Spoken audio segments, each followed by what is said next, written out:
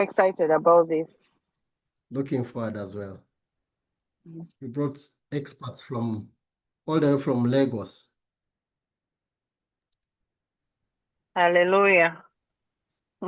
Have you been to Banana Republic? Banana Island, no, island. No. Mm. That's where they are speaking from. Mm. Interesting.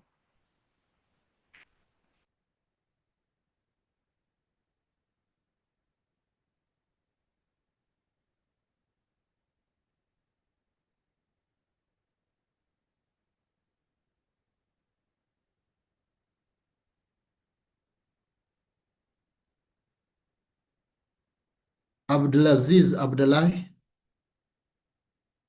Tell me, my brother, where are you speaking from?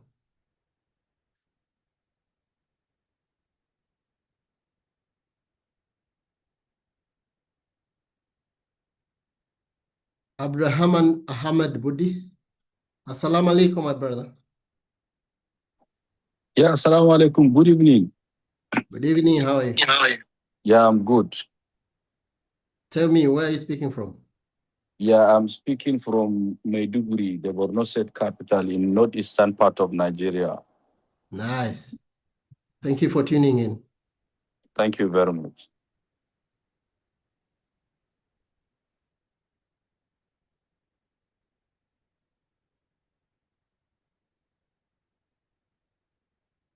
Eric Shimoli, I see you. Yes. How are you? How are you, my brother? I'm good, thank you. I'm in Nairobi, Kenya. Nairobi. Habari? Yes. Safi kabisa. Zako? Ndio.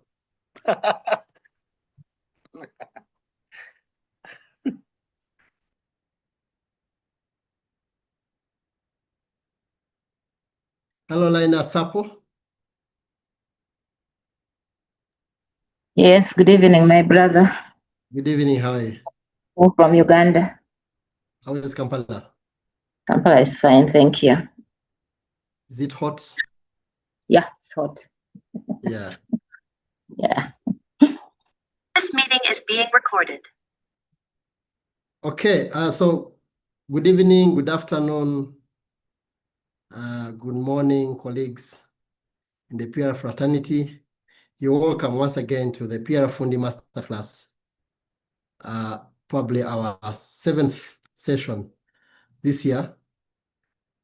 We are excited that we have everyone represented here from Tripoli, I see people from Kigali, Kampala, Lagos, name it. Thank you for tuning in once again. We appreciate APRA for giving us this platform to continue discussing and having a conversation on matters concerning PR and comms. And this evening, we are delighted that we have experts in the PR profession all the way from Lagos, Nigeria. And I will be introducing them shortly. But tonight's topic, we are discussing creative thinking in PR and comms with a case of strategic campaigns. And we want to understand and dissect how do we apply creative thinking in a case of strategic campaign, especially for us who do not have big budgets like Akabugu, because she deals with big sums of money with big accounts, MTN, MultiChoice. So when you have the money, you can play around and then you become and that's false advertising. So we will have an opportunity to ask the panelists questions through either the inbox or raising your hand, and we'll give you a chance after the discussion, which will give them time, maybe 30 to 45 minutes of discussion with them, particularly on this topic. My name is Ian Romanyika, and I come from Uganda. I'm the CEO Node Group, which is a PR agency, the leading PR agency in East Africa, and we are the PR Agents of the Year, awarded by the PR Association of Uganda last year. So I'm happy to be here, to moderate this session. We have been running PR Fundi Masterclasses with APRA for the last 2 years. However, the PR Fundi Masterclasses are organized by the PR Fundi Institute, which has been running for the last 8 years. So I'm happy to be here, and I will quickly introduce the panelists that we have. Njideka Akabogu, Ikeuche, the names are really interesting, and I will ask them to really pronounce them better. My apologies. But I was asking Njideka yesterday when we were doing the dry run, the meaning, and she will tell us probably why these pronunciations are hard for me.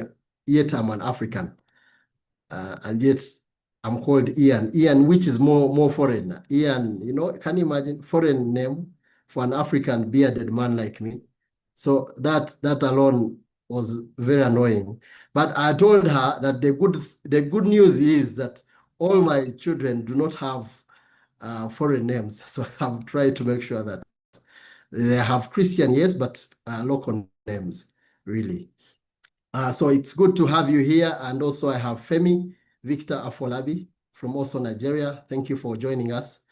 I will start with the Akabogu, who is a strategic communications leader with over a decade of experience helping global and African brands build reputation, shape culture-led narratives, and connect meaningfully with audiences across the continent.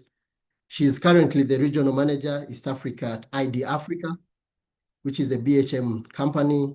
She leads growth strategy, client advisory, and communications advisory across key African markets.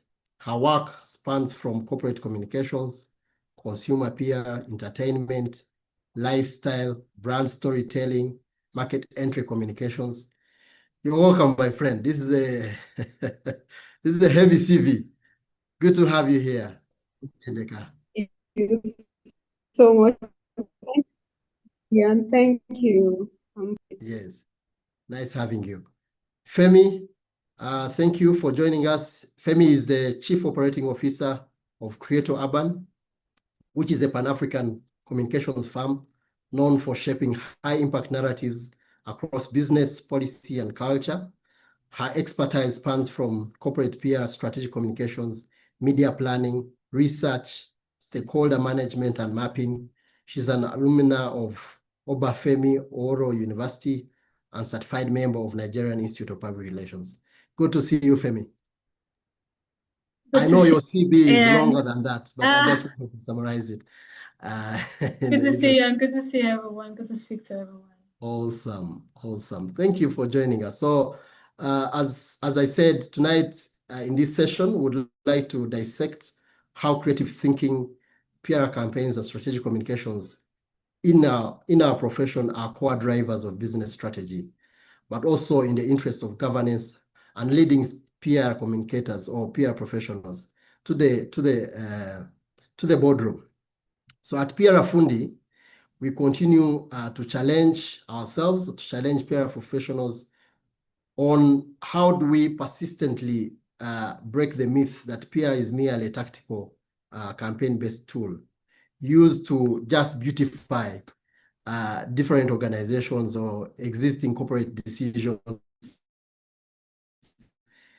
Instead, we want to examine how, as leaders in communications, we can deploy disruptive, culture-led creative thinking, but also solve complex boardroom needs so that we are more relevant to our bosses or to the organizations where we serve, such as protecting asset reputation, managing high-stakes risk, driving market growth. You know, we want to be part of the decision-making table, but also the discussions that matter to the business, but also continue building investor confidence in PR and communications, not propaganda. Ultimately, our desire really is to provide a strategy, a blueprint for how turning creative insights into strategic commercial solutions can earn us as communicators a permanent seat in the decision-making table. And that's why we really continue discussing some of these topics with experts like Femi and my sister Njideka, yes.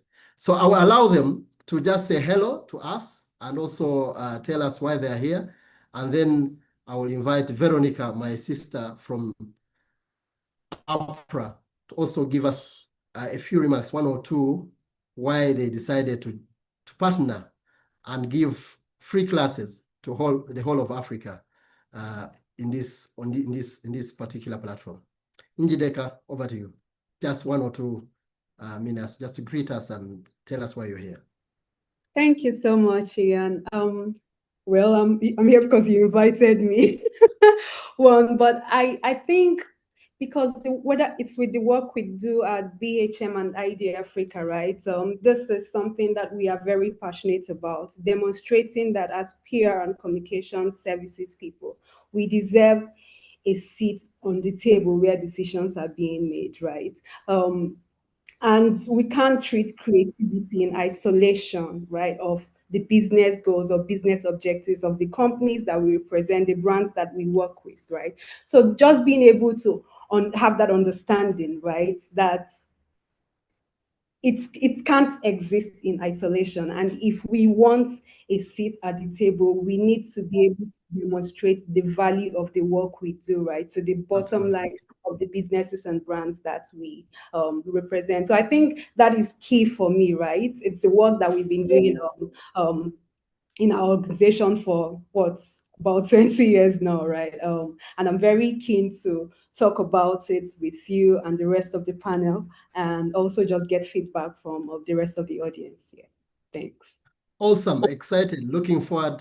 Thank you very much. Femi, over to you. All right, thank you so much, Ian. Thank you, Njideka, as well. So it is a pleasure to be here, and I think for me, this platform but this is the part that as PR consultants, we continually learn. It's an ever-evolving space, and it's important that we are up to date. I mean, the information yesterday or maybe 1 hour ago is different from what you have at the moment. And so speaking about this and speaking about creativity and strategy, it's something that you cannot overbuttress. And so it is such a privilege to share minds, broad minds with thought leaders in the space. So good to be here, and I'm looking forward to an amazing session. Thank you. Thank you, Femi. I am also looking forward, and thank you for accepting to join us in this discussion. I can't wait to hear from you what you have prepared for us. Veronica. Yes, Ian, I'm here. Tell us. Unfortunately, I can't turn on my video. I'm so sorry, but a very good afternoon, good evening, wherever you're joining us from. I want to warmly welcome every one of you to yet another edition of the PR Fundi Masterclass series brought to you in partnership with APRA. And it is always a pleasure to see comms professionals from across Africa just coming together to learn, to exchange ideas, to just sharpen our crafts. So why do we do this at APRA? Why did we decide to do this? We want to continue to create opportunities like this because we believe that, like Femi said, it's an ever-evolving space. There is always continuous learning, and it is essential to the growth of our profession and to the advancement of comms practices across the continent. Today's topic is one that sits at the heart of what we do, like Njideka rightfully said. Every memorable campaign begins with an idea, of course, but the campaigns that will create a lasting impact are those ones that would successfully combine creativity with strategy, with insight, and with a deeper understanding of people. Before I go off, I'd like to, on behalf of APRA, of course, extend our sincere appreciation to Mr. Roman Yika and the entire Node Group team. You guys, your support and your commitment to ensuring that this initiative, this partnership comes up, and this classes, of course, comes up every month. Gosh, I don't know how you do it, but we are very, very grateful. We are also grateful to our very beautiful and distinguished panelists for generously agreeing to share their time, their expertise and their experiences with us today. Thank you all for joining. I want to encourage us to participate, be very active, ask questions, and, let's just make the most of this conversation. Mr. Ian, thank you so very much. Please take it away. Thank you. Thank you. Thank you, Veronica. We appreciate your support always, and greetings to the Governing Council, Arik, and the team there for the support that they give APRA. We appreciate and we are thankful. Yes, without a doubt. And you know what is interesting, like you said, Veronica, these sessions have been bringing together senior communications leaders or professionals, but also junior. We have had university students come in, listening. We have had, entrance into the PR professionals, media journalists come in and appreciate our role. But also we have had senior ones and the CEOs really that would like to hear what we are saying.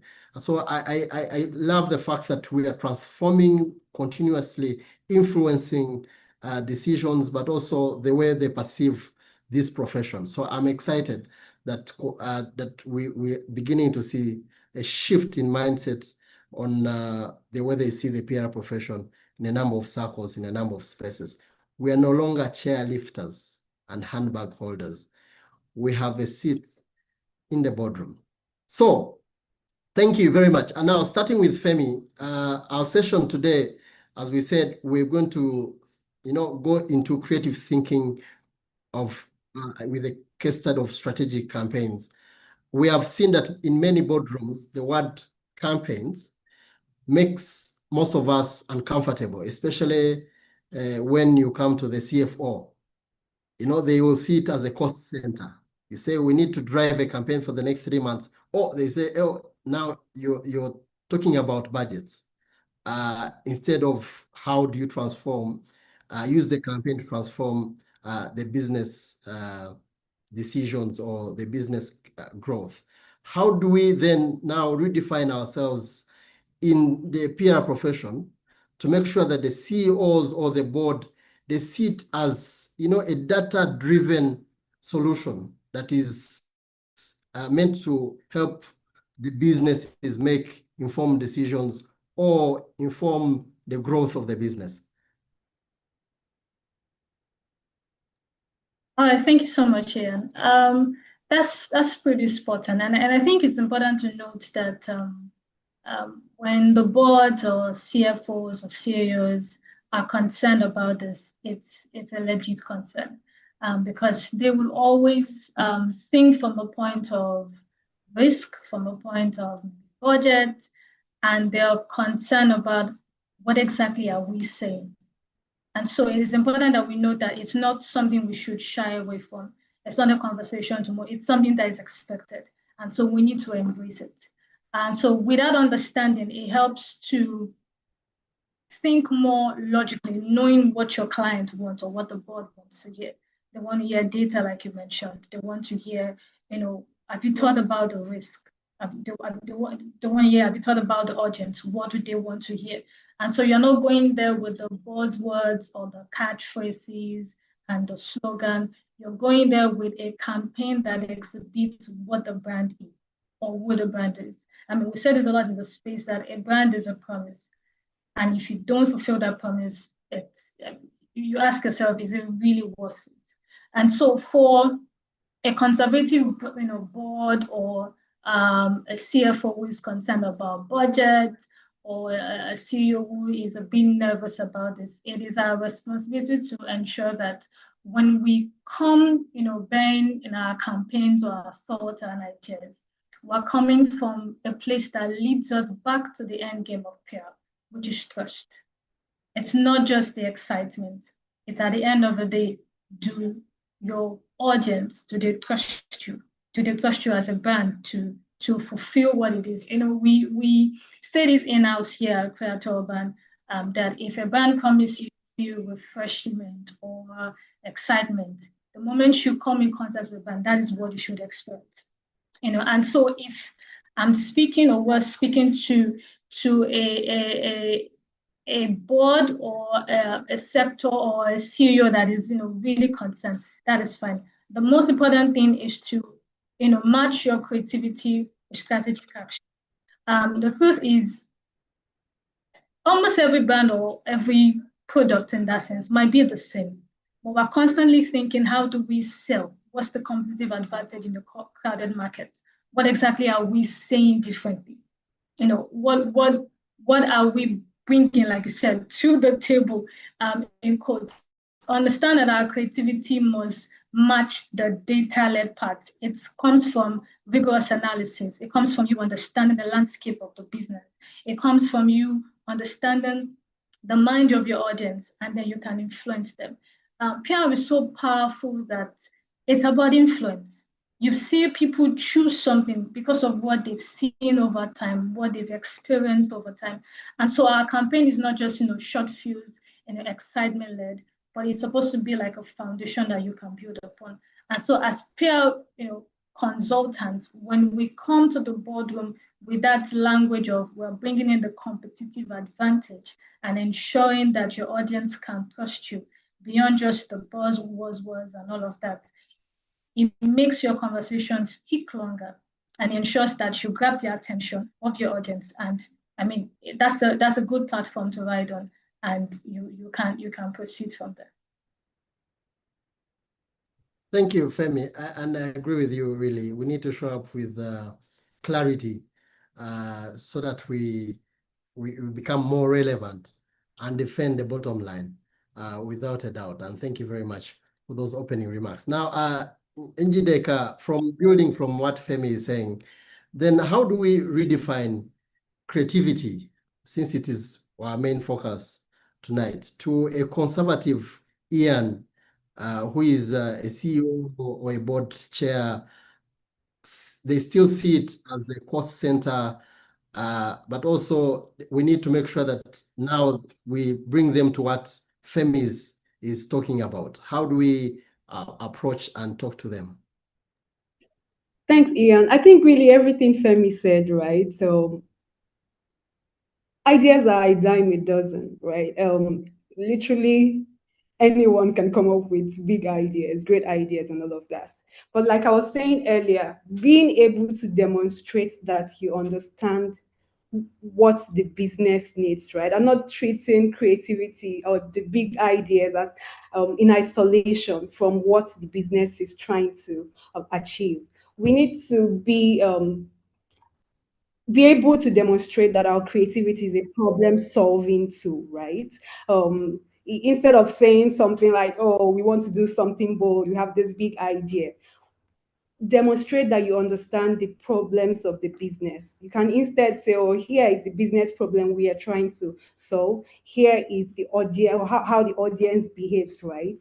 These are the risks that we probably would encounter, right? And this is a trust gap that we need to close. Just being able to understand that beyond this exciting idea that you're bringing up, that you have to demonstrate to them that this thing can be a tool to solve the problem that the business is facing. So beyond, I work a lot with entertainment, lifestyle, and media organizations, right?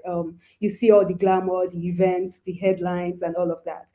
Behind that, as PR people, we need to understand that there are business priorities for a MultiChoice or for a Netflix or whatever. That could be subscriber growth, right? Market relevance, all of those things, right? Share of voice, stakeholder confidence, and all of the things that we know are important to the business. If we're able to directly tie whatever it is that we are proposing to the business goals and show them how this translates to, whether it's subscriber growth in the case of MultiChoice, right? Or whatever it is for the brands that you work with.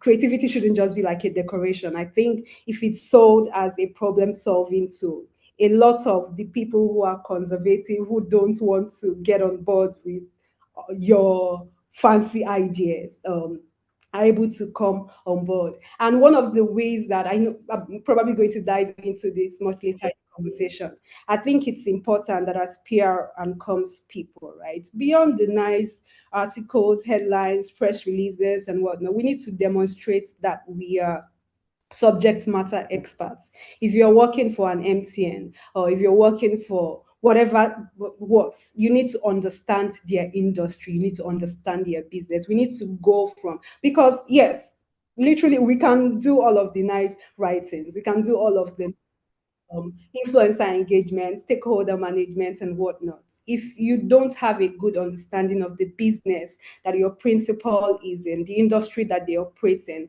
it's hard for you to come to a CFO who is conservative and cares about saving money to say, I want to do this big thing. So you need to be able to demonstrate that you understand your business and understand how that industry functions, to be able to tie all of your nice ideas to an actual business goal or business problem they are trying to solve. Awesome, awesome. Without a doubt, understand the business, speak the language they want to hear, the boardroom language, the C-suite language. If we are sales-oriented, tell us about how you're going to contribute to sales. If we are service-oriented, how is your company going to contribute, or your campaign going to contribute to services? I think we are aligned there. But also, before maybe I go back to Femi, Ndijeka, do you think we are a bit, as PR professionals, sometimes we have a short-term way of running our strategies based on how budgets are or how deep our pockets are?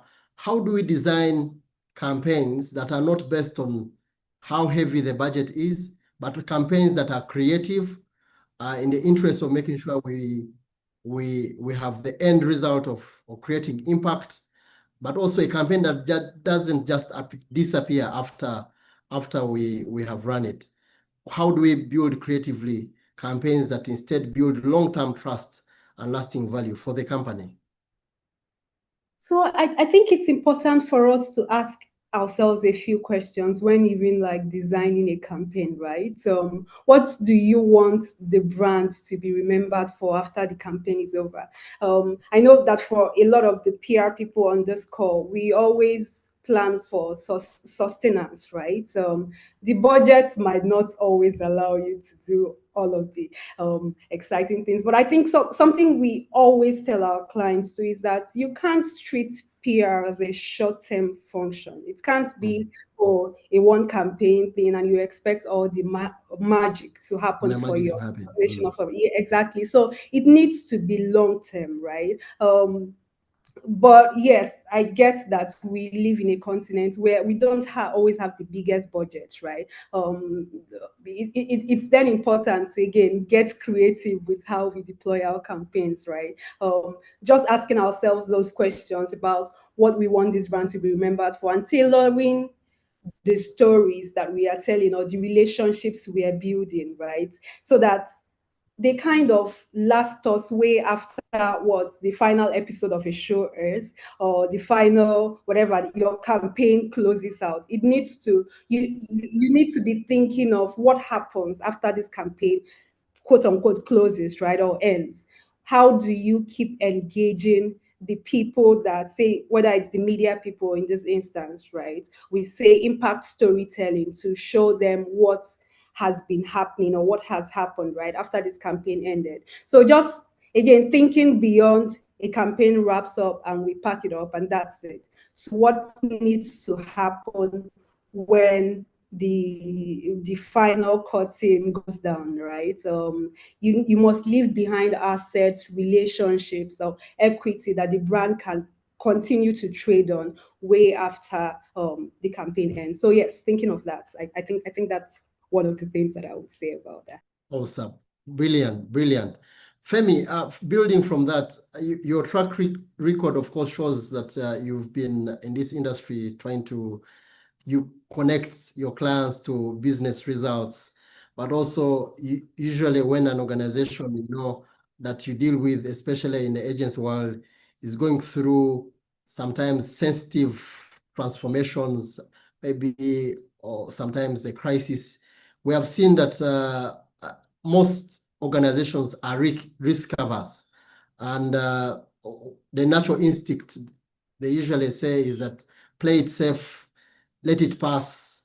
How do you pitch very, very unconventional ideas or creative narratives to such clients, especially when they are overly risk averse, to them without making, of course, sometimes making them uncomfortable, but also they feel they need to protect investor or shareholder interests. So they want you to come out and, be creative as you would have loved to be professionally. How do you deal with that? All right, thank you so much, Ian. I think the language or the term when the board would say, let's play it safe, I think the undertone is, I'm afraid I will make the wrong move. Or I'm afraid that if we make a wrong move, who's going to be blamed? Like I said initially, and I think like Njideka had mentioned as well, sometimes PR consultants can, let me use that, think from the point of view of we want to address the situation, respond to the situation. But like I said, the board, they earn something else. So it is fine. Sometimes this concern or fear is, I like to say, sort of dressed up in caution, as a point to say, hey, we need to understand the boundaries here. So before you pitch an unconventional narrative, first of all, you need to address what the concerns are. And that's why we mentioned earlier that for you to come up with a campaign, I mean, if we're using crisis for an example, okay, let me give this example of one of the things we did with one of our clients. So one of our clients, GoCada, I mean, the late CEO, posted something on the social media platform, and it was more of him saying, I don't like the services here at GoCada, and I want to change some things about it. So I'm shutting down, to do some sort of revamp. However, the competition turned the message to something saying, oh, the business is closing down. And then this sort of gives them the opportunity to, ride on that and become the leader in the space. And so when it came to us, when I remember the commercial, like, oh, don't worry, it will pass, let's be silent about it, we know what we're doing. But the truth is, every tone of voice is a message. Even your silence is a message. The vague corporate language you use is still a message. The legalistic statement you might use is a message. So I know sometimes when we're speaking to top executives, we tell you, please do not say no comment. No comment is comment. There is nothing like, no comment. That is me just digressing a little bit now. But back to this, what we did is we turned that crisis, let me use that word, to an opportunity.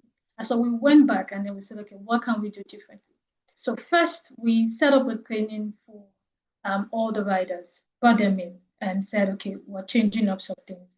First, we changed the helmet, changed the bike. It was, a ride-hailing platform here in Nigeria at that time. And so there was different training for the riders. It was more or less like a graduation ceremony as well. And then we brought the media guys. We were already, sending out the news about, oh, this business is closing down. But brought them in to see this is what is changing. And then they could even interact with the riders and interact with the new equipment and new elements that we added to it. And these were the same guys who went ahead to, say this is it. And then what we did was we then launched GoCada 2.0 with that. And for this, that one is an international word with Sabre.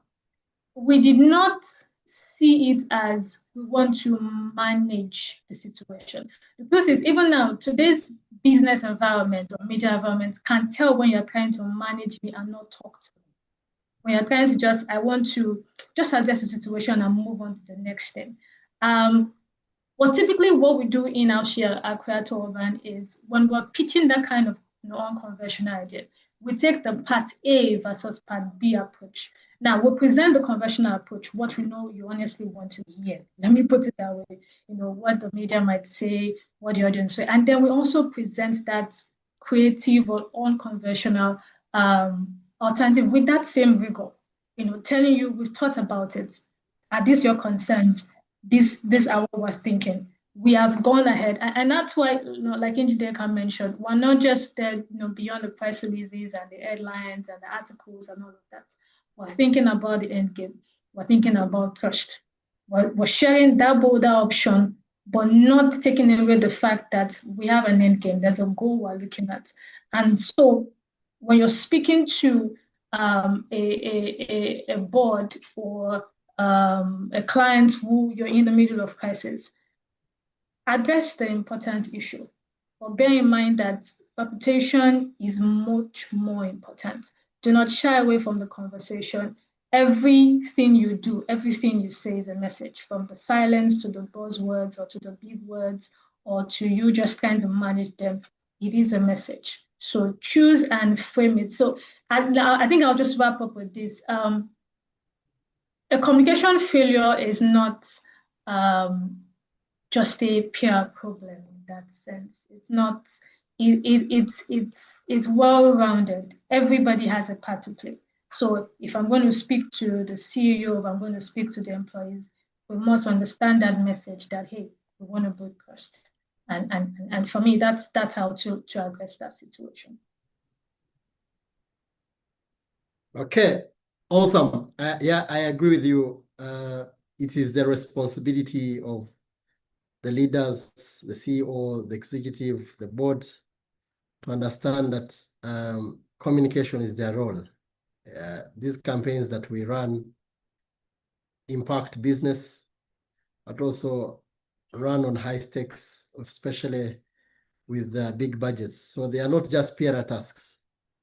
They impact on the business. And speaking on that, Njideka, I know you have led strategy for some big organizations, according to your profile, MultiChoice, MTN, across Africa. How have you deployed creative storytelling to protect such high-stake organizations? Because every time they run campaigns, if MultiChoice or MTN is running a campaign, our eyes are on it. I mean, most of the time we want to scrutinize and see, is it culture fit? Is it, speaking to me? And then all eyes are to critique and see if it meets the standards of the different audiences it's trying to communicate to.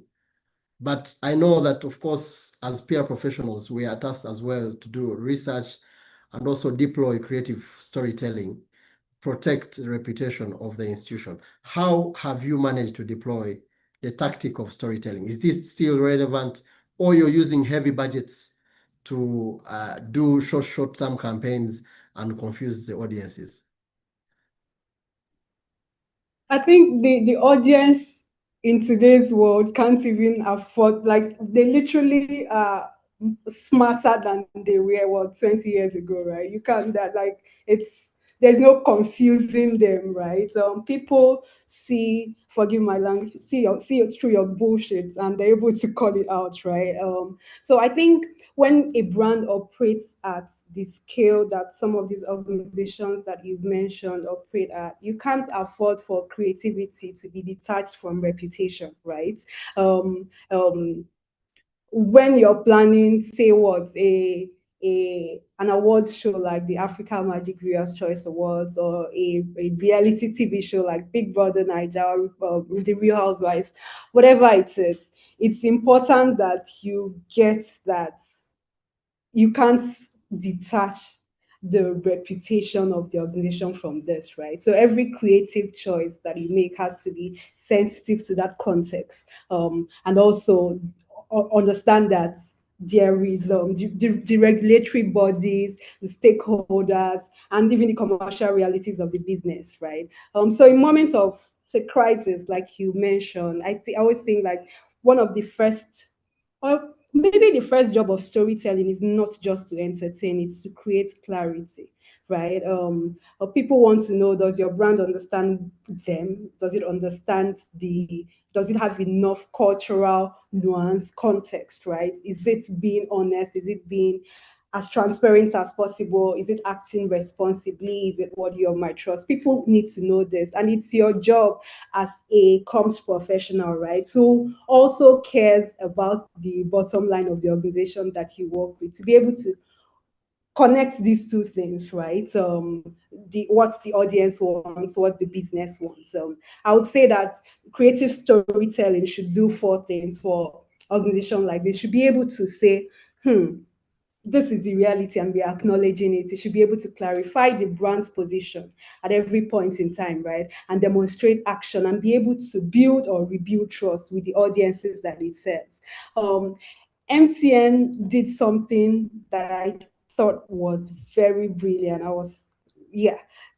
Over the weekend or two weekends ago, I can't remember, here in Nigeria. If you live in Nigeria, you're on social media, you're in the media, you've seen people complain about data usage, right? Or how they subscribe to whatever, and it's in a day or two, they've run out of data. 2 weeks ago, they launched a campaign that I think they called it Data on Trial, right? It was basically, I think I've not seen an organization be that bold or be that transparent. Bring consumers into a room. It was like a trial, really. Bring the consumers into a room, bring the MTN staff, engineers, and all of that, to be able to demonstrate that for every 1 gig you use, this is where it goes to. This is how it was very transparent, right? No matter how you feel about anybody who paid attention, no matter how you feel about that campaign, I thought it was one of the ways that an organization like that can come to equity with clean hands and show that, guys, we understand that we understand that you're investing in our business. We care about what you think about us, right? Come to the table. Let everybody, the CEOs, the executives of that company, they were there answering questions and demonstrating live, right? It was a live streamed event to show where your data as an MTN subscriber goes to and how you can make the most of it. So I think just for us to know that the most creative thing you can do when you're working with a brand like that, right, is to understand that you can't separate creativity from reputation. And sometimes the most creative thing you can do is to not to exercise restraints and not do a campaign at all, right?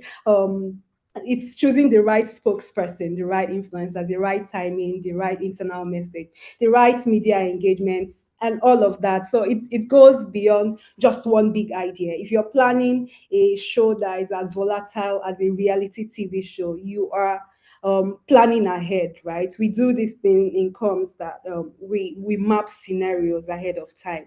For every BB Niger, if we're planning this campaign, we are saying, for instance, what happens if a housemate drops dead in the house, right? What happens? You need to plan for all of those scenarios. You need to actually understand the campaign that you're working on, the organizations that you are representing, and be able to plan for things ahead, and not be reactive with your communication, really. I think that's really what I would say.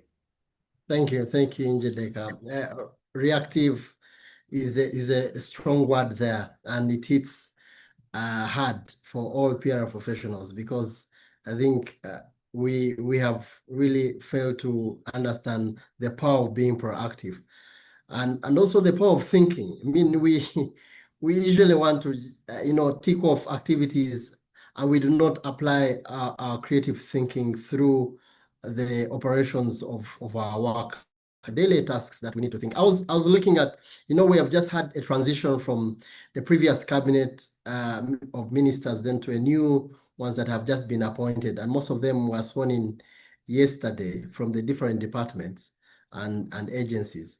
And I've seen the Minister of Agriculture, the new one, being handed over a fish.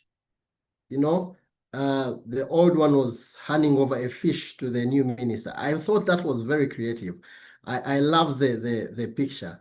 But also I saw another one cutting cake. I mean, and I will not speak about the industry they come from, but how creative can we apply ourselves in such things, simple things, but they matter in terms of speaking volumes of what we are trying to communicate in our industries or in our spaces. But speaking of creativity, Femi, I have a client. I mean, every time they're asking me, I hope they're not online, I'll be in trouble because they will know I'm talking about them. Every time they're asking me, where's my press release? Where's my press? I'm like, I was not hired to just, give you press releases. I'm a strategic communications expert to give you advisory. I mean, for me, I'm supposed to be reading the budget today, pick out all the advisory pointers, give you a summary of executive brief on where you need to focus and probably in the next financial year, or map out stakeholders that are critical, that are going to help you in terms of policy and advocacy and things like that as a communications expert. But press release every week, every day, there's a press release, and that's how you're measured in terms of performance. But that alone redefines our role. So this culture of blasting out press releases, Femi, how have you managed in your field? What's your strategy for, explaining or moving communications teams or clients away from just execution focused of releasing press releases, to turning them into understanding that PR is a strategic role, is a trusted advisory partner that needs to help you shape organization's strategic direction? How have you managed to do that? Thank you, Ian. That's a very interesting question. So first of all, I think I'll start from the point that it starts with a mindset shift first, both from us as consultants and also how the client sees us. I mean, before now, that's what makes you a PR officer in that sense. The number of press releases you can write, how many mentions you had in the media, and then you say, oh, we had 50, we had 30. That used to be and they give you the quotas and all. But it's not the same now. But sadly, maybe that shift hasn't really taken shape or invaded in a lot of us. So I will use a case study of what we do in-house, and I'll take maybe from 3 points. Number one, how to really move a comms team from, let me use the word like being a press release machine to strategic advisory partner. Number one, follow the industry. I mean, you cannot overemphasize this. We can't. For us internally, we have a structured team that our main work is intelligence and research. And so they are, spotting trends. They are looking at policy shift. What has changed today? How can our clients jump on this? When you follow the industry, you become less reactive, but then you can become an advisor. It brings me to something that we do to most of for our clients, beyond just sending the monthly report and all of that. We have what we call PR advisory. It might be 1 or 2 or 3, but this is us saying we follow the industry this month or in the last 2 months. We've observed this pattern and we're saying this is the way to go. Number 2, it's important, yes, when you followed that space, the industry, and you know what the landscape is saying. Number 2, you need to understand that data and interpret it. You can, with that, you can check the customer's pulse. You can check what the audience is saying. What are their pain points? And then it helps you with your narrative. And number 3, at every point in time, I mean, my boss will say this over and over and over again, think of the business case, not just the excitement. That's what makes you a partner. We once saw a brief of recent, and I believe even clients are coming to understand this. And it was clear, we do not want a vendor, we want a strategic advisory partner. So it's critical that we think of it from that angle, understand the industry, interpret the data, and then always think of the business. I mean, it gives you the edge when you know what's going on in the space. And I'll give this example. When we met with one of our clients, I mean, he just became the CEO, they had a transition and all of that. And then we met him at an event. The first question, which or maybe perhaps the only question he asked us, just catching up, he didn't ask us, oh guys, oh you're PR guys. How many media mentions did we have? No. It asked, I mean, somebody can still even see approved. And imagine that we went there all, yes, 30 media mentions, 30 million impressions. That's not what he wanted to hear. He wants to know if you need to be an advisor means that you have a seat at the table. It means that you can speak to revenue, you can speak to the space, you can speak to market positioning, you can speak to competitive strategy. And so we're not saying that. I think secondly, another thing beyond the mindset that needs to change is the language. Even when you're reporting, our KPI shouldn't be just media mentions. Yes, I can list it because we cannot throw away the importance of it. But I'm not just going to say we had 15 media mentions or media coverage top tier. I'm telling you what I want to say instead is these numbers, what do they do? You know, how did they add up to the entire trust metrics? How did our stakeholder groups see this? How did the regulators see you, you know, for example, in the share space, how close are you moving to recapitalization? You know, what is next? What am I recommending to you? So the language should change from just a vendor to a partner. And being that partner, like I said, you need to understand the space. You know, and lastly, when you're measuring, do not just measure metrics alone, the reach alone, also measure trust. So it's if I'm going to sit at the table or a partner comes and sit at the table and speak to executives, that's not what they want to hear, you know, revenue. They want to hear, you know, what do you think the next conversation in the regulatory point will be, and not just the media coverage. So first, we need to disabuse, let me put it that way, that mindset of I'm just writing a press release. But we cannot do that if number one, we do not, you know, follow the industry to understand. Number two, we cannot interpret the data. And number three, at every point in time, we're not thinking of a business case. Like we said several times, it's not just the excitement. I mean, businesses are not here. So I know sometimes this word might irritate some PR guys, or what's the ROI, but that's the truth. That's what the guys want to hear. At the end of the day, how does this help our business to achieve its goal, which is, you know, we all know what that is. So I think I'll just stop there. Thank you. Thank you, Femi. Those are good insights. Without a doubt, we need to speak to the future, anticipate the future, shape the picture for the team to appreciate your relevance and how you're adding value. And speaking of adding value, Njideka, we're operating in a global village.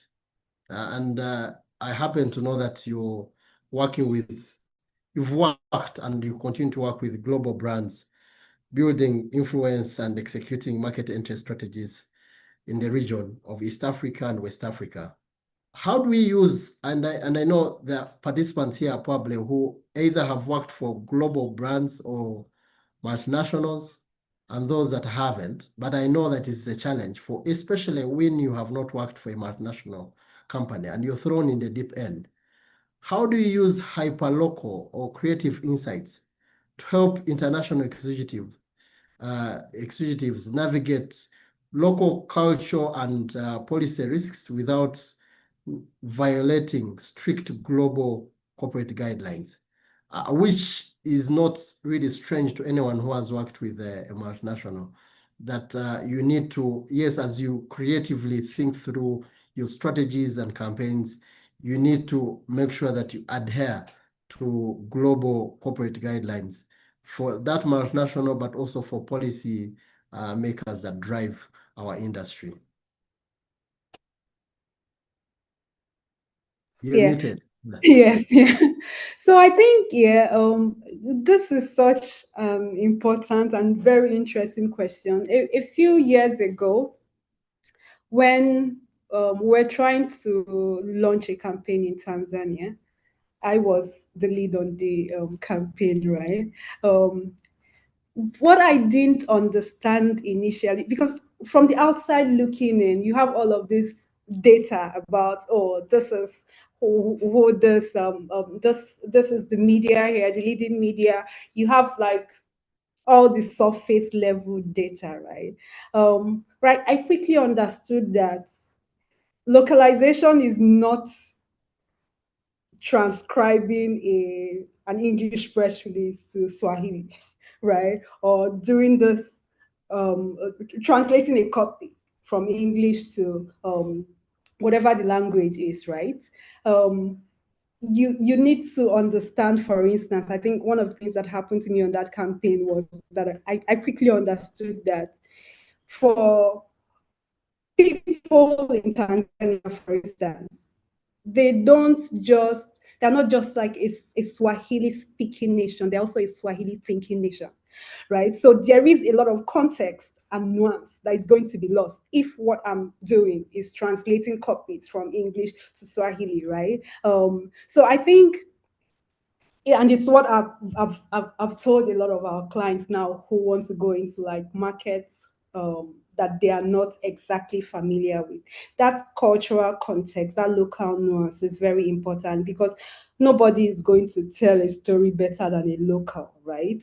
It's important that you know that nuance and context is lost when it's not going to land the same way if what you're doing is, oh, look at this fancy campaign that we've launched in Amsterdam. We want to bring it to the Tanzanian market or to the Ugandan market or whatever. You need to actually work with people who are there, who understand the market, right? And who can tell your stories in a way that it resonates with the audience that you're trying to target. It's not about plastering the faces of the most popular people on your campaign, right? Because you found them on the internet or because the internet gave you this data. That local context, that nuance is very important. So you can respect the global guidelines and still be deeply local in your execution, right? So just helping, whether it's the business leaders or international executives, understand the market beyond the demographics, beyond the fancy research that someone sitting in their New York office have put together, right? You can do that. I think you first need to understand what the non-negotiables for the brand is, right? Whether that's their colors, their legal requirements, brand safety, or what the law says, right? Compliance, corporate values, and all of those things, right? And then be able to translate it in a way that it resonates with the audience that you are targeting, right? Or just understanding what your flex points are, whether it's language, whether it's in terms of talent choices, the media angles, cultural references, and all of those things. If you are ignoring that and sitting in your fancy New York office and saying, we want to enter Kenya, this is the campaign we are launching, take it, translate it to whatever language it is that they speak there, it's not going to land. You're going to waste a lot of money. And I know that a lot of people, because we want to get paid at the end of the day, a lot of people are going to, oh yeah, if this is what you want to do. But I think that's also where the respect that we want as PR people come in, being able to tell people the truth that this thing might have worked for you in Netherlands, might have worked in New York, might have worked in London, but this isn't how we play here, right? Or being able to tell them the truth and guide them very well to enter whatever market it is that they're trying to enter. So your role then is not just a PR person. You are a translator in both directions. You're translating the local culture to the global executives and then being able to translate the global brand priorities into local relevance so that it resonates with this market that they're trying to enter. I think that's very important. So just help them to navigate those things and not encounter whether it's cultural missteps and backlash and even get into trouble with the regulatory bodies and all of that. Yes. Thank you, Njideka.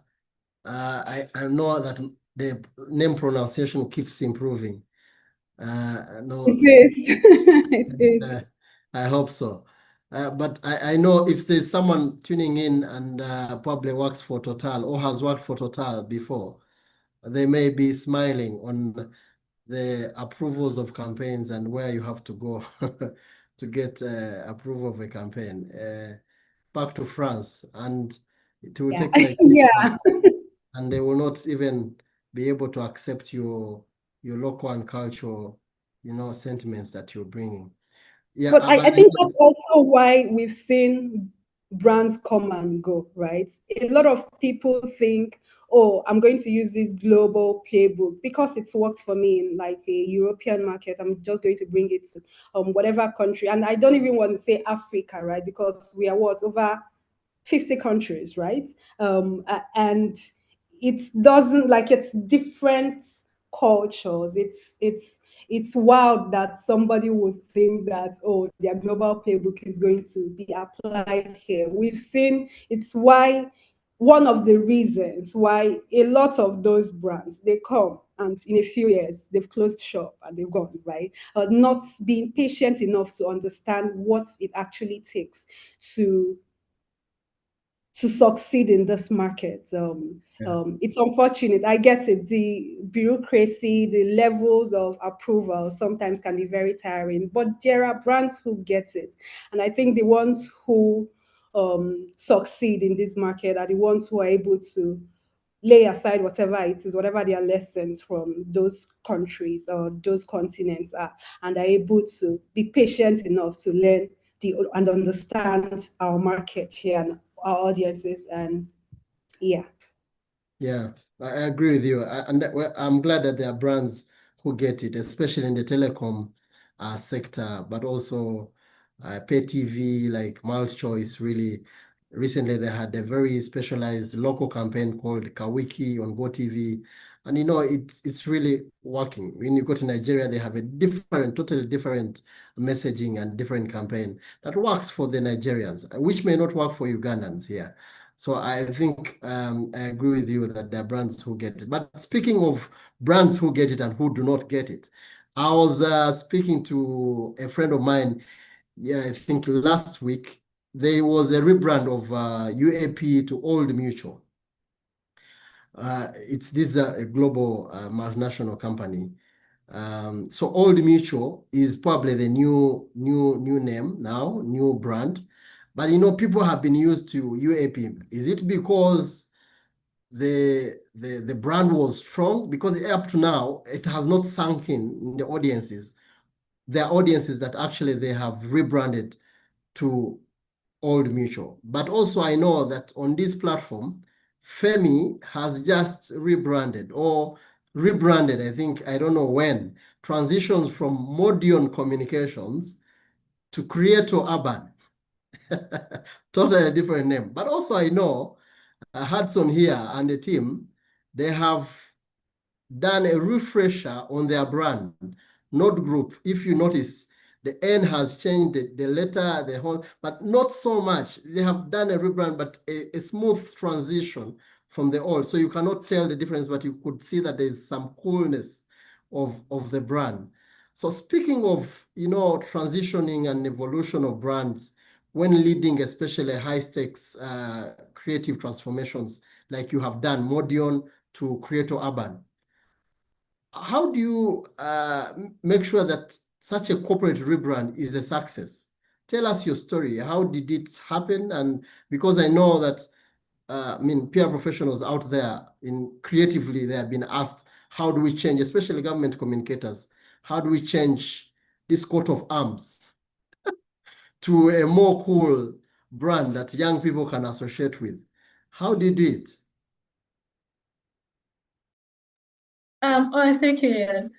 So first, my mind sort of skipped a bit when you mentioned Old Mutual, because there are clients here in Nigeria, and they also had the Nigeria part had a rebrand, to another name, Empo. And so, I was just smiling when I heard Old Mutual. I was like, okay. So I think for us, first is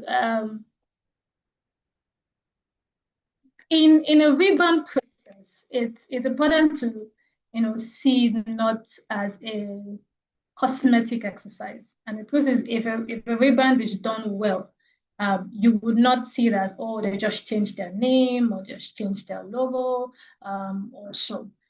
It's more or less us making a declaration. Now I'll give perfect example, Creator Urban.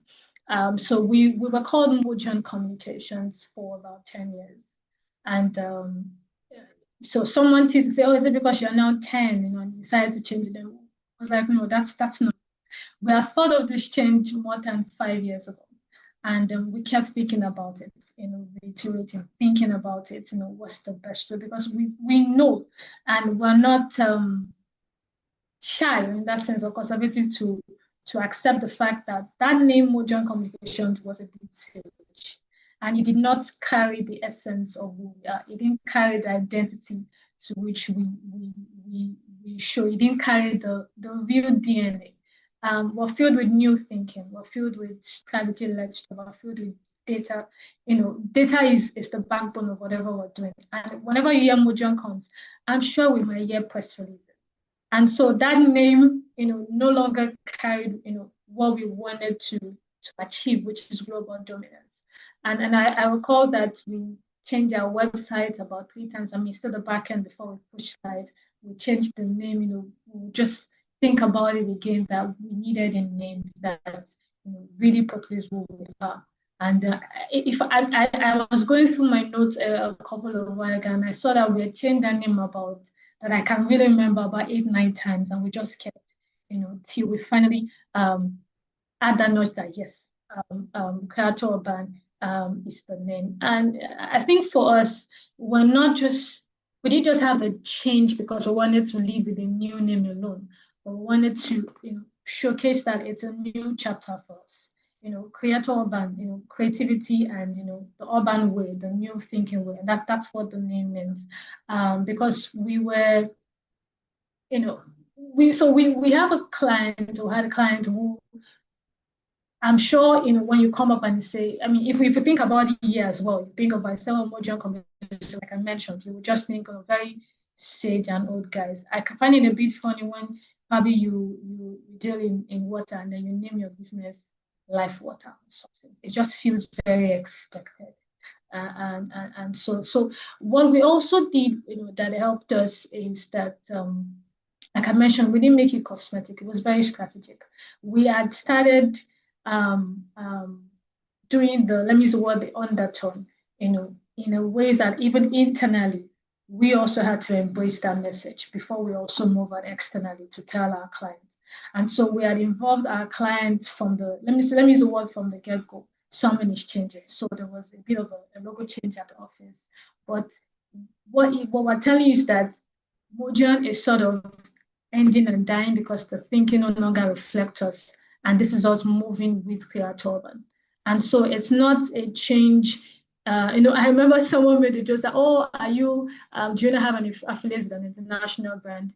And we just laughed about it. Now, I think it's because the name now takes you away from the expected, press release or expected media engagement. But now it's telling you we're here to shape culture. So, for example, our logo, if you see as this, circle and a dash, it's not a power button. People think it might be a power button, but it is a cursor. What it means that, for example, if you open your laptop and the cursor breathes, telling you, I'm ready for new thinking. I'm ready for something new.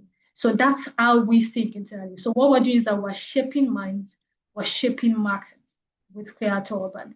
And we resisted, let me use the word, the change, until we knew that even our mindset and how we're ready to apply ourselves, different. And so we carried our clients along, and then there was a mail that went out. The mail was a bit sort of cheeky and fun, but just telling you that Mojan has ended in that sense, and then we're moving to a new chapter, this new identity. But I think what also sums this up a bit is knowing that when you have a transition like that, or a new change, for lack of a better word, what it also means is, or what it should mean, is that we're upping our game in that sense. We're doing something entirely, different. We're solving problems in a different way. And so with Creator Urban, it's new thinking for us. I mean, from our language to our mindset, and this is reflective with also the way we communicate to the client. So it's not cosmetic. It's not a launch or a rebrand or a logo change or a refresh. It's a new declaration saying that this is who we are, and this is the next chapter where we're moving. So yeah. Thank you, Femi. New declaration, a new direction. So it's not only about changing your identity in terms of logo and, it's about your values, the way you approach work, the way you talk to your clients, the way you, your culture really, internally and externally. That's a rebrand that is meaningful. And I think you nailed it there. And as PR professionals, we need to rethink our campaigns, especially when we are rebranding. Is a rebrand speaking something else different from how you're operating internally? Then it's not a rebrand. The other day we had a discussion. The Revenue Authority is called Uganda Revenue Authority. Should it be called Uganda Revenue Services? Unless the approach changes and they are service oriented, then they can qualify to be called Uganda Revenue Services. But if they are still authoritative and enforcement oriented, there's no way. They have to be called authority because that's how they approach things. But if they approach it differently, then they qualify to be called Uganda Revenue Services because they will be more service oriented and they would relate with that more. But speaking of that, I know, and as we come to a close, we're going to open up our lines to make sure that maybe participants ask us some questions. If you have any question, you can just drop it in the inbox, and please state your name and where you're tuning in from, or you can raise your hand at the moment of asking questions, and you can throw your question to any of the panelists, and they will be able to answer you. But speaking of that, Ejindeka Akabogu. Speaking of that, most of us here, PR professionals, we struggle with budgets, my friend. We struggle. I mean, I know you've worked with massive budgets in your decade of MTN, MultiChoice, but I have clients that really give me a retainer and they have no reimbursables at all, but they expect you to to perform miracles. They give you a small retainer, but they are demanding for media. So from a business performance perspective, especially where our clients are measuring us on performance, what is your top rule for using especially earned media and using storytelling tactics rather than expensive media advertising? And we must agree, clients differ. Some do not have really big budgets, but we also must be disruptive enough to make sure we create value. So how do we use our small budgets, madam? Or you don't speak to small budget holders to deliver high impact strategic campaigns in this world of money where it is exchanging hands? Tell us. And first, I don't think any of us, right, is paid enough. I really feel like, yeah, there are probably organizations or companies who have unlimited budgets, right?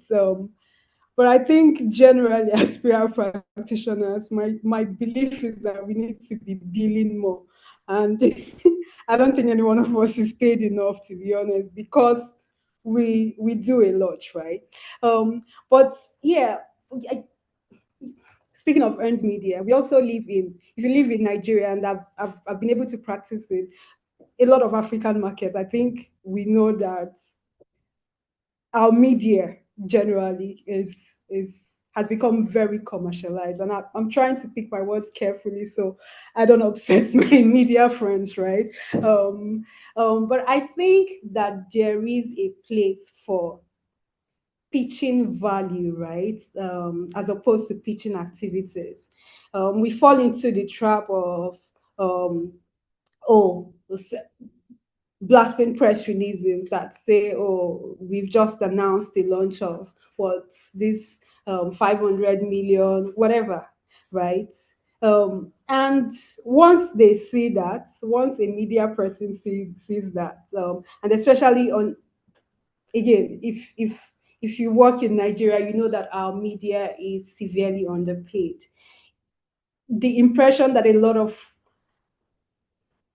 journalists have would be that, oh, you have been paid to do this, so why are you not paying me to push out the story, right? So it is a very tricky thing. However, I think, yeah, like I was saying earlier, just understanding that you shouldn't just be pitching activities. Nobody really cares about this fancy new product that you launch, right? We should instead ask ourselves why anyone should care about this, right? Instead of heroing the brand, it's important that we hero the audience, right? Understand what they care about, understand why this thing that you want to announce or why these new products that you have built actually serves a need for the audience that you're targeting, right? So when budgets are tight, you can't afford for what you're sending to the media, especially if you live on this continent, to be, oh, my brand has just launched this fancy. You can't afford that, right? You need to ask yourself why anyone should care, why this is it. So what is the big story here, right? Is it a consumer behavior story? How can I use, it needs to be, and I think Femi was speaking earlier about our campaigns being data-led, right? It's very important that you've done your research to understand what's the audience that you're trying to reach, what they care about, how this story you're trying to tell actually moves a needle for them and for the media who reports or who cover stories around like your industry or try to target the audience that you're playing to, right? So instead of saying for us, watch this new show, you can build angles. When Big Brother Nigeria is coming back, we look for all of the ways that we can tell that story. We've done it. I know you're going to say big budget. We've done documentaries, right? We've done things that show how this reality TV show actually impacts the lives of everyday Nigerian, how many Nigerians benefit from the show for every season that it's launched, right? Beyond the entertainment, it has like actual real life impact. If you're able to tell a story from that angle, for instance, and plug into social conversations, behind the scenes crafts, right? Doing all of the things that you won't normally think. I was speaking somewhere last week and I was telling them that I'm using a lot of Nigeria, but there is a show that recently launched. No, it's actually a movie. It's called Call of My Life. And if you live in Nigeria or Ghana, or I think it's going to London next week or something, I highly recommend. I was telling the people that I was speaking to, if you gave that campaign to a traditional PR person, the first thing they would say is, oh, put out a press release, Call of My Life is coming to cinemas. But these guys are almost at ₦1 billion in box office earnings, right? Because they are actually telling stories that connect with people. They are doing all of the PR and all of the marketing themselves with the lead cast of that show. It's so brilliant that it's just two people acting like I don't even know if they're dating or not, right? But I think you should check it out. It's just been very impactful. It's just two people acting like they're in love beyond the screens. Like they're on our social media pages, they are doing interviews together and holding hands together. It's so believable. And you know how people feel about love, feel about romance, feel about stories like that. It's been so brilliantly done, right? That I think there is a lesson there for every PR person. And I think everyone should check it out. If it's not in your country yet, check out the marketing that has been done for it, right? And the comments, you see, it's PR or marketing that actually moves the needle, because it's not relying on, just a press release. It's actually relying on the things that people care about. Everybody, when you talk about love on social media, people are jumping on it. And then you have this two very nice looking cast, right? Doing all of the nice things and driving, and they are very young, relatively unknown. They're not the biggest stars or anything. They are doing numbers that some of our biggest stars are not doing, because they understand how the audience behaves. They understand what the audience wants to see. So I think it's very important for us to go beyond whatever it is that we are selling, to connect with our audiences by telling stories that actually matter to them, right? By asking ourselves, why should anyone care about this story that I'm putting out? Why is it any of their business, right? And for you were asking about the CFO or the executives are asking you about, oh, what's the ROI on this, right? I think we also spoke earlier about the value of measurement. A lot of us still report the numbers. So we got 50 mentions. We're here, we're there. Adopting frameworks like the AMEC framework that a lot of us use that goes beyond showing the number of mentions that you've gotten or how many press releases you created or whatever it is, to measure the impact, right? The outcomes, the outtakes of your campaign. So you're demonstrating the value of PR beyond paid media or beyond the number of mentions that you got. If you're able to do that, do away with the vanity metrics and speak to them, right, in the language that they understand. Yes, the coverage volume matters. It's good to be everywhere. It's good to make all of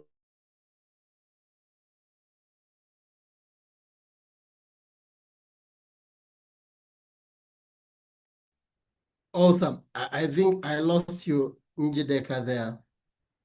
I don't know, Femi, can you hear her? Or it is me that I lost? Is it only me?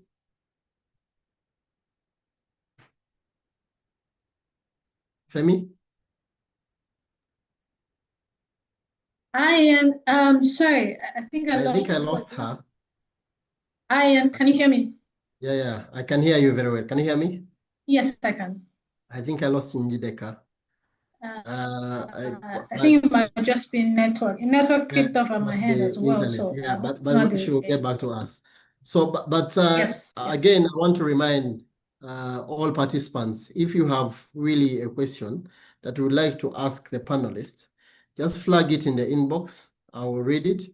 Or if you have to say something, I will just give a chance to one or two people as we come to the end. Just raise your hand and I'll allow you to speak to us. Yeah, but thank you very much, Njideka. I think you had driven your point home without a doubt. Thank I was you. kicked out, sorry. Yes. Thank you, sorry.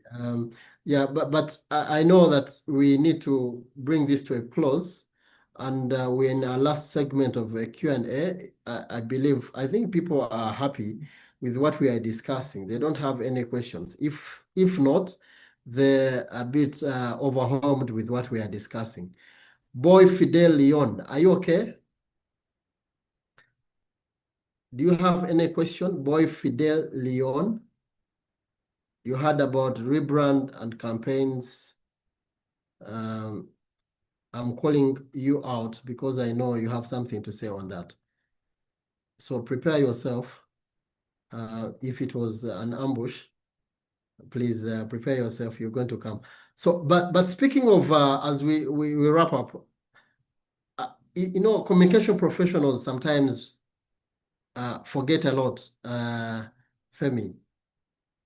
And since tonight has been a night of, sharing wisdom and key pointers, just in case they forget everything we have said and we discussed, what is that one thing about what we have discussed that they shouldn't forget?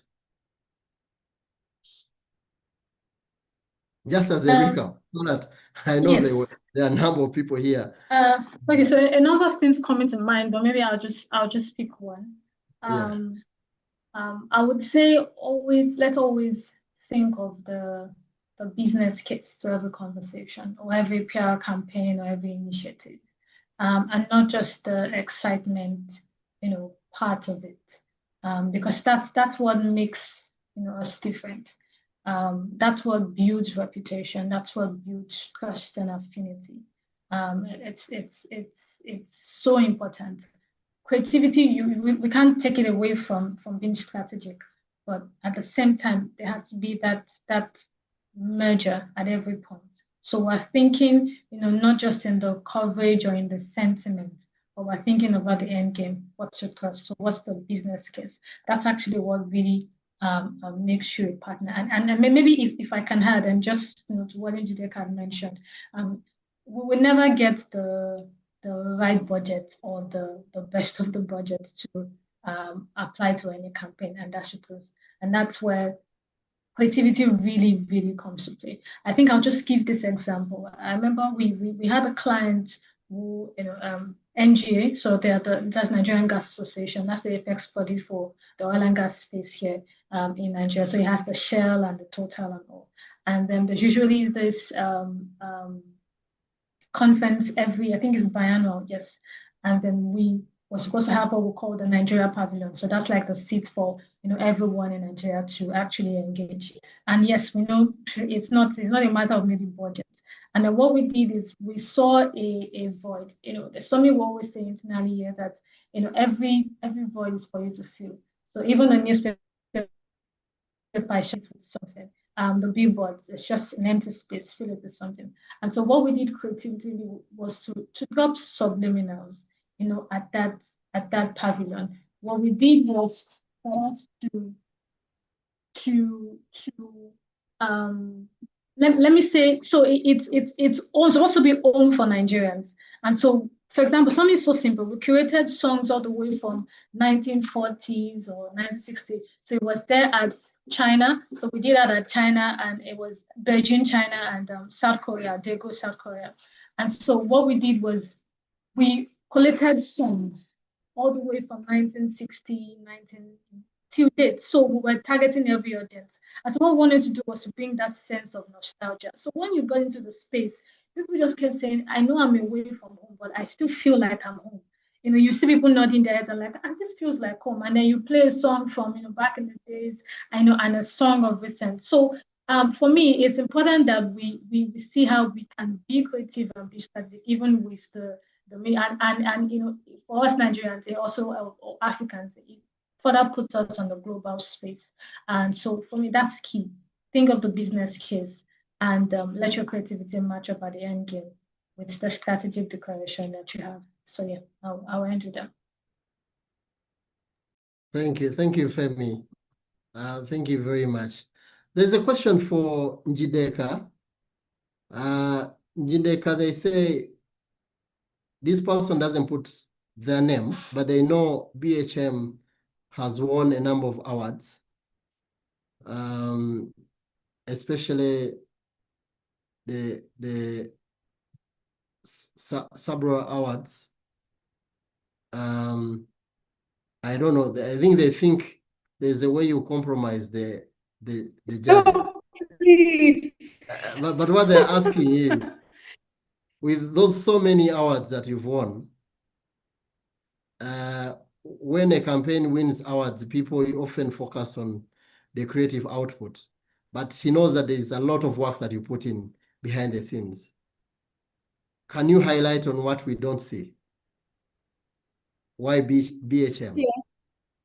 Yeah. So I think I'm not sure I'm going to say anything that anyone on this call who has practiced PR for maybe as long as I have, or for even a few years, doesn't know, right? It's a lot of work. Sometimes it's a lot of fights to even convince clients, right? That, oh, okay, yeah, whatever it is. I think something that has been very important to us at BHM is that when you're hiring us, you're bringing us on as a partner in every sense of the word, right? We want to have access to, we don't want you to bring us in when you've taken all of the decisions and said, oh yeah, this is the campaign, run with it. We want to be seated in the room when you are, whether it's commissioning a new show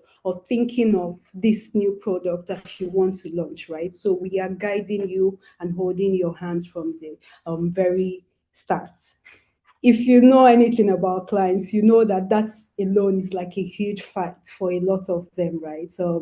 But I think because over the years, demonstrate value in being a partner and not a vendor, or being a partner and not just your random agency, right? There is a level of trust that the clients that we work with, the people who tend to work with us have, right? That if you bring BHM on, you're getting this level of excellence or this level of service. Because again, we've positioned ourselves as not just an agency, but an actual partner that would hold your hand, right, and guide you, providing advice, strategic advisory from the very start before you even launch a show, before whatever it is. For a lot of the clients, it was a fight initially, right? But over the years and with consistent demonstration of like excellence and actual results, I think it's become a bit easy. I think it also goes back to what we were saying earlier about demonstrating that creativity is not just a standalone thing. It doesn't function in silos or whatever the case might be, right? Being able to understand what the problems for the organization, what problems they are trying to serve, what is their pain point, right? And being able to advise them from the very beginning or before a campaign is even announced or whatever has been very key. Just demonstrating that creativity is also a business and problem-solving skill, really. I think that's what I would say to that. Thank you, Njideka. The other question, I think these questions are coming from one of our bosses called Veronica. So the second question again goes to Femi. Formerly, Creative Urban, formerly Modion Communications, made history as the first Nigerian PR agency to win Platinum Sabra Award. Looking back on that journey, what was the experience like, and what are the key lessons that communicators or PR professionals across Africa can pick and learn from it? I think 1 or 2 minutes, yes. Yes, please. Thank you. For us, winning that award just further benefited a few things. So, and for me, the lessons that I think that communicators can take from that is, I think I'll just give a bit of background. So it was a social impact campaign for one of our clients. So something was, and that's what when we mentioned, follow the industry, follow the conversation. It's very key. Our intelligence team picked up a little girl who was just reading by an ATM machine at night, and she was trying to do an assignment, for the next day. There was just a lot of conversation, on social media. She's exposed to a number of things, health concerns and security and all. But we thought about it that, hey, we service a client who is in the renewable space, so they do solar. And then we said, we have a plan, guys. We want to ensure that by the time she's doing her next assignment, she has power in her house to do that. And for me, having a client who, we had 24 hours, understand, this is from Lagos all the way to Ondo. Having a client who could just say, yes, let's get this done. It just shows you a client who respects you as a partner because of, first of the track record of excellence and expertise, in advice that we've given them. And so for us, that is so critical. You see, it's not just, it's good maybe the entire noise from social media, but we saw it from an opportunity and an impact angle. And for me, that is a lesson that we always ought to heart. From that, I think that would be that core lesson about how you can, interpret a situation and not just join the noise or join the conversation, but see how you can translate that into value. I mean, in 24/40, that before our next assignment, she had kilowatts. It was just a little box, but she could do assignments at home. I mean, it gave recognition. The NTA, which is like the biggest television authority platform, went to our home. Our principal came, the Baleo, and that's the king in that sense of our community came, just to see, oh wow, you can have power, you can have assignment. For me, it was one of the best campaigns, because it had that social impact, led to it, and it was creative. It was just a post on social media, and then we picked it up, and found a way to turn that to opportunity for our clients. So that was really key for us. Nice. Thank you, Femi, for sharing. We see you did not just compromise. You didn't compromise any awarding process. Congratulations on that. And we Thank you, appreciate Ian. Thank you. the willingness to share your experience. Now, of course, I think I don't see any more questions. I see comments. Emmanuel Onyango, thank you very much. You're saying, I think the most important thing for PR professionals is position themselves as trusted advisors, as opposed to just being another service provider. We agree with you 100%. Hezekiel from Nairobi, my key takeaway is creativity must always be the servant of strategy and never the master. Without a doubt, I think, thank you, Hezekiel, for picking that lesson. And I think since there are no more questions, I think I will ask Njideka to give us your parting shots. And then I'll also ask Femi to do the same. And we'll say salute and goodbye to our participants. Thank you very much for accepting to join us in this PR Fundi session. Njideka, what would be your parting shots, especially knowing that we've shared a lot. We've shared a lot, and I hope that most PR professionals really, in the morning or tomorrow, when they go to office, they'll be able to speak the language of the boardroom, language that the audience wants to listen to. Yes, over to you. Thanks, Ian. Oh, this has been very interesting, right? So I think, like Emmanuel said in the chat, one of the key things that I think everyone should take away from this conversation is that us being able to position ourselves as trusted advisors, right? Strategic advisors, as opposed to just being another service provider. I think that's very key, right? But also us understanding that that we need to be able to, at every point, answer the question, what problem or what business problem is this creative idea that I'm coming up with? What even is it trying to solve, right? It's very key that for everything, right, for every creative PR idea that we are coming up with, we are proposing to our client, we should be able to take it through a sort of 3 lens test to say what's the business lens, right? To say what's or how does this support a real commercial or organizational priority, right? Organizational goal, right? And then also being able to take it through that audience lens. Why should they care? Does this matter to the people that we are trying to reach? And I think the third one would be a reputation lens, right?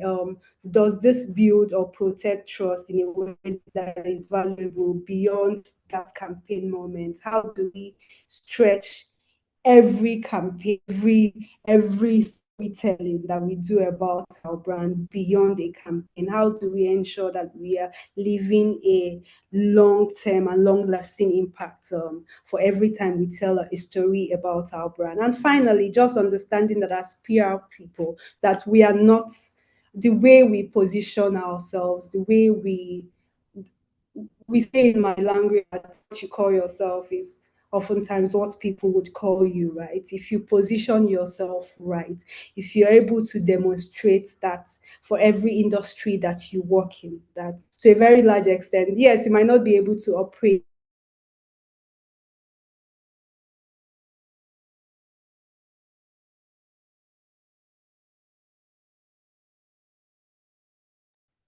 Sorry, Njideka, I think you're out again. Yeah, can you hear me? Just being able Yeah, to demonstrate that you are a business expert, I think that's very important. Yeah, that subject matter expertise is very important. Keep learning, keep in there. It never ends, right? You need to keep learning, keep improving, keep learning beyond the usual, beyond the traditional way of unlearning and relearning everything. It's very important that you keep developing yourself, especially as we live in this AI age where things are moving quickly. You don't want to be left behind. We are in that phase where you have to adapt or you die, you're left behind. Yeah. Okay, the bus is moving, the train is moving faster. Please don't be left behind. Femi, parting shots, my friend. All right. Thank you, Ian. It's been a very interesting and enlightening session. Thank you so much. I think just to add to what Njideka has mentioned, I will always go back to understanding, the business objectives for your client. So when we're going to the office tomorrow or next week, I mean, for those who don't have a public holiday tomorrow, the question should, always be that, this initiative or this campaign, this idea, does it move the needle on something the business is being measured on? So not just the awareness parts, not just the coverage, not just the sentiment, but actual business outcomes, revenue, policy influence, market positioning. Because the truth is, PR is so powerful. Creativity and strategy are like a superpower, because at the end of the day, you can influence a conversation, you can influence policy if you get your PR right. So my parting, final words would be that we tie every creative idea or output or strategic campaigns to a business objectives. Define how you would measure it before you execute it, and then report it back in the language that puts you at the seat of the table of decision makers. So that would be my parting words. Thank you so much.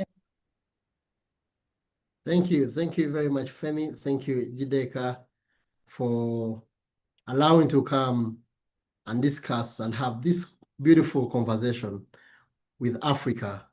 Without a doubt, learning has taken place, and we hope that we will continue to have you here on different platforms, APRA and PR Fundi, and partner with you as well across different capital cities of Africa and see how we can shape the African narrative. And I agree with you 100%, Femi and Njideka, that things are shifting. The digital ecosystems, artificial intelligence. We have, rapid evolving consumer behavior. The tools of our trade in the PR professions has really changed. So I pray that we are not left behind, and we keep learning, keep unlearning and learning, and we move with the speed. But otherwise, thank you very much. Charles Opolot, thank you for tuning in. I see you're saying thank you so much for the presentations. It was awesome. I appreciate someone is asking, I believe the recording will be shared. Yes, it will be shared without a doubt. There's no presentation. We just had a conversation. So the recording will be shared. Thank you very much, Joshua. Salute. All the best. Have a good evening. Bye, So, everyone. Bye, everyone. Thank you. Thank you very much. Bye, everyone, and thank you.